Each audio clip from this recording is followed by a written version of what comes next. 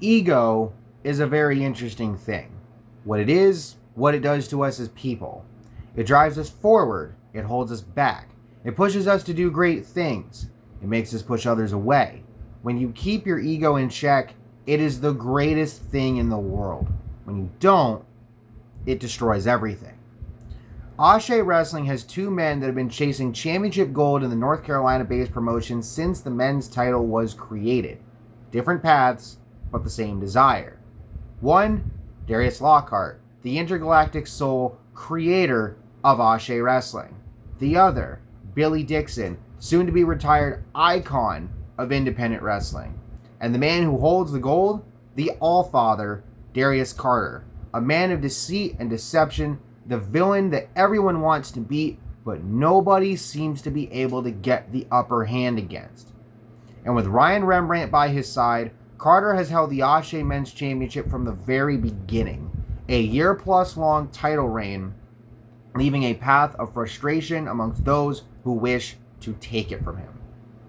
On June 27th, Ashe Wrestling will host their third show of 2026 titled The World Is Yours, highlighted by Ashe's first ever 30-man battle royal, the winner earning number one contendership to the Ashe Men's Championship.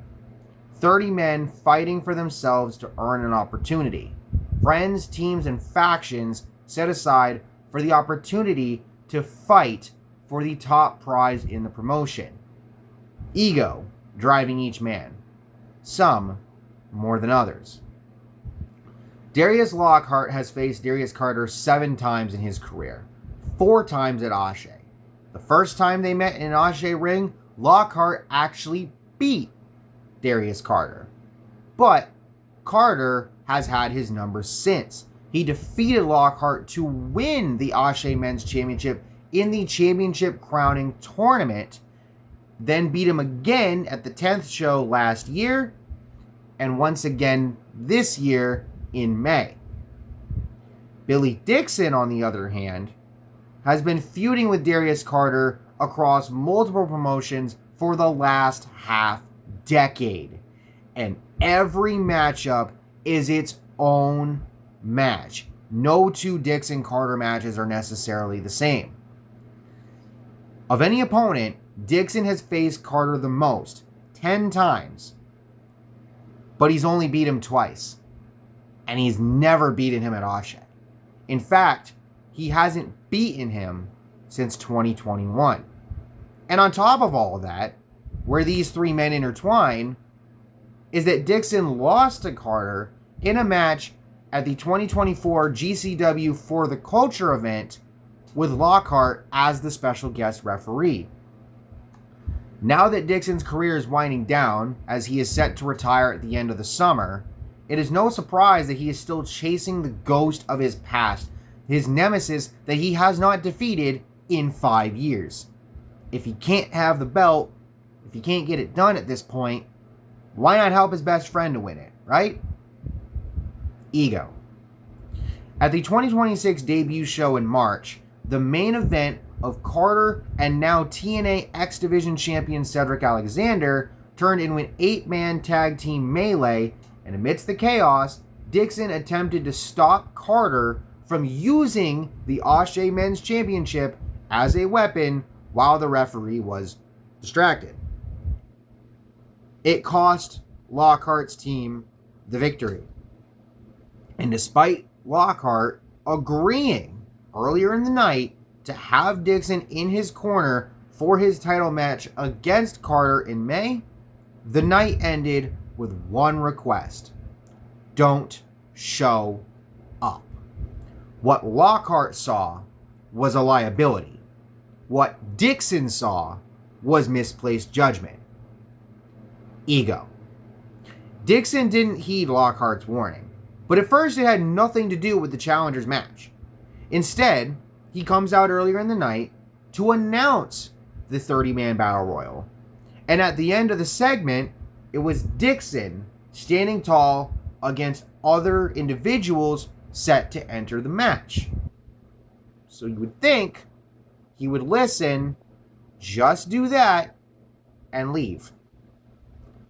But as the main event got going, And when the referee got pulled into the line of fire, Dixon couldn't stay away. Now, it did look initially like things would work out. Dixon was running down Carter, his partner in crime Rembrandt, and the crowd was believing that yes, this is the moment where Carter will finally be dethroned and a new champion crowned. But Darius Carter remains one step ahead at all times. Dixon takes out Lockhart with the belt, Carter takes out Dixon, and when all was said and done, the Allfather was still the champion. And in this, ego took center stage. Lockhart confronted Dixon. Dixon fought back, leading to refs and security having to break both men up. A shouting match full of obscenities ensued as they were pulled to opposite ends of the backstage area. A friendship severed by championship gold, by desire, by ego. When these men meet in the Battle Royal, it will be a war within a war, with two very different perspectives. For Lockhart, it is the belief that Dixon has gotten out of hand, that he has cost him one too many times, and it is the belief that Dixon's defiance and selfishness to topple Darius Carter will be what sends him over the top rope and potentially into retirement. For Dixon, it is the belief that what he is doing isn't wrong, but that Lockhart is wrong for not following his plan.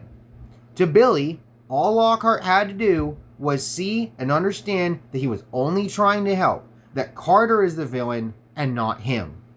And if Dixon has to eliminate Lockhart to get one last shot at the gold, he'll do it. But what about Darius Carter? What about the Allfather? As he watches the chaos unfold around him, gloating and raving about his success, he's confronted by another rival, Caprice Coleman. That night in May didn't just end with two men being pulled to the back, wanting to rip each other apart limb for limb. It ended with Coleman making a statement.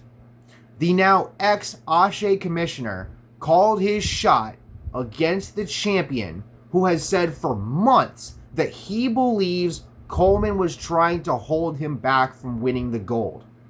And on June 27th, Coleman will finally get his shot at Darius Carter. 4 men, 1 championship. For Dixon, the chance to go out on top and topple his greatest rival once and for all. For Lockhart, the chance to take back control over his company's championship. For Coleman, the chance to go from commissioner to champion and to prove Carter wrong. But for the incumbent champion, the chance to cement his legacy, to eliminate 3 of his biggest rivals with 1 victory and 1 set of demands to the board. If he can do that, then who would then step up to the Allfather to challenge for the greatest prize in North Carolina-based independent wrestling?